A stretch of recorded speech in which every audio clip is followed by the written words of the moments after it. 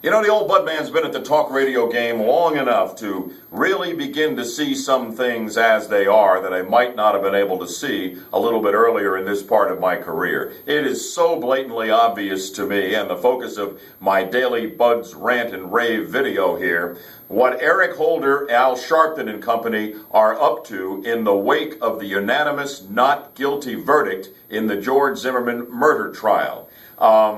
Initially, they were going to have all of these rallies around the country, and have the whole country up in arms seeking justice for Trayvon. That's what Sharpton's rallies in 100 cities planned this upcoming weekend are still titled. But we have justice for Trayvon Martin. But the second part of that was supposed to be that Sharpton and company would get Holder, the Attorney General here, who sympathizes with their point of view on these issues, to initiate a federal case, civil rights violations against George Zimmerman.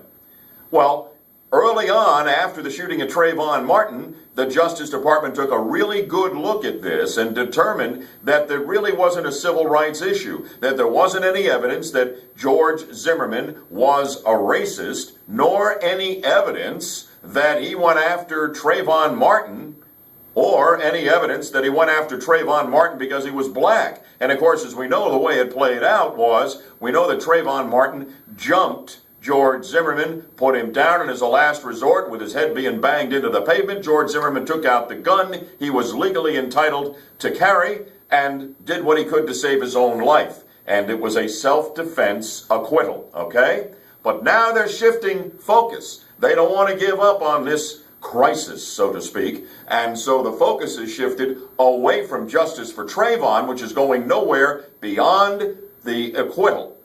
They know that.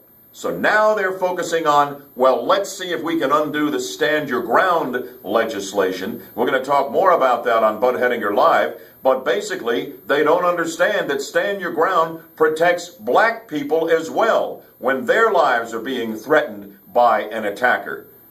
So they don't want to get rid of Stand Your Ground, but they don't know what to do at this particular point in time, and I think that is becoming more obvious every day.